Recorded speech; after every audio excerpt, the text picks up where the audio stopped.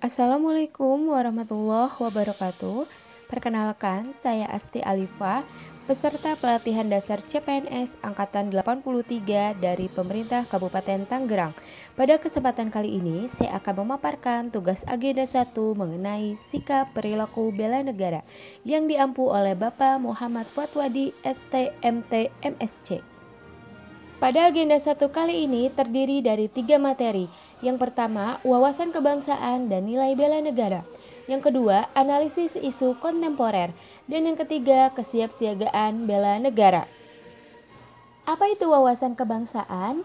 Wawasan kebangsaan dapat diartikan sebagai konsepsi cara pandang yang dilandasi akan kesadaran diri sebagai warga dari suatu negara akan diri dan lingkungannya di dalam kehidupan berbangsa dan bernegara. 4 konsensus dasar berbangsa dan bernegara. Yang pertama, Pancasila sebagai landasan, ideologi, dan juga pandangan hidup bangsa. Yang kedua, Undang-Undang Dasar 1945 yang bersifat konstitusionalisme. Yang ketiga, Bhinneka Tunggal Ika yang artinya berbeda-beda tetapi pada hakikatnya satu. Yang keempat, NKRI sebagai bukti kepada dunia bahwa Indonesia sudah merdeka. Bendera, bahasa, dan lambang negara serta lagu kebangsaan Indonesia merupakan sarana pemersatu identitas dan wujud eksistensi bangsa yang menjadi simbol kedaulatan dan kehormatan negara sebagaimana diamanatkan dalam Undang-Undang Dasar 1945.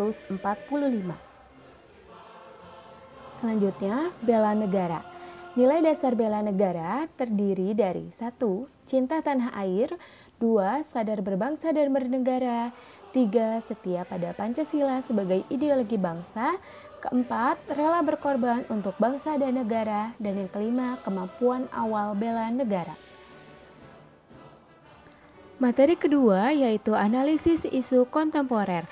Ialah kemampuan untuk menganalisa suatu pokok permasalahan yang sedang marak terjadi atau trending topik yang menuntut ASN untuk berpikir kritis, analitis, dan objektif terhadap satu persoalan, sehingga dapat dirumuskan alternatif pemecahan masalah yang lebih baik dengan dasar analisa yang matang. Contoh dari isu kontemporer yaitu korupsi, proxy war, pencucian uang atau money laundering, terorisme dan radikalisme, narkoba, dan mass communication seperti cybercrime, hate speech, dan hoax. Isu kritikal. Isu kritikal ini dipandang sebagai topik yang berhubungan dengan masalah-masalah sumber daya yang memerlukan pemecahan disertai dengan adanya kesadaran publik akan isu tersebut. Isu kritikal ini dibagi menjadi 3. Yang pertama, isu saat ini, yaitu kelompok isu yang mendapatkan perhatian dan sorotan publik secara luas dan memerlukan penanganan sesegera mungkin dari pengambilan keputusan. Yang kedua, isu berkembang, yaitu isu yang perlahan-lahan masuk dan menyebar di ruang publik dan publik mulai menyadari adanya isu tersebut. Dan yang ketiga, isu potensial. Kelompok isu yang belum nampak di ruang publik namun dapat terindikasi dari beberapa instrumen yang mengidentifikasi adanya kemungkinan merebak isu dimaksud di masa depan. Teknik-teknik analisis isu terdiri dari 2. Yang pertama, teknik tapisan isu. Teknik tapisan isu ini terdiri dari rentang penilaian kriteria AKPK dan USG atau urgency, seriousness, and growth. Yang kedua, teknik analisis isu yang terdiri dari mind mapping, fishbone, SWOT, tabel frekuensi, analisis kesenjangan, atau sekurang-kurangnya menerapkan kemampuan berpikir hubungan sebab dan akibat. Selanjutnya, materi yang ketiga yaitu kesiapsiagaan bela negara.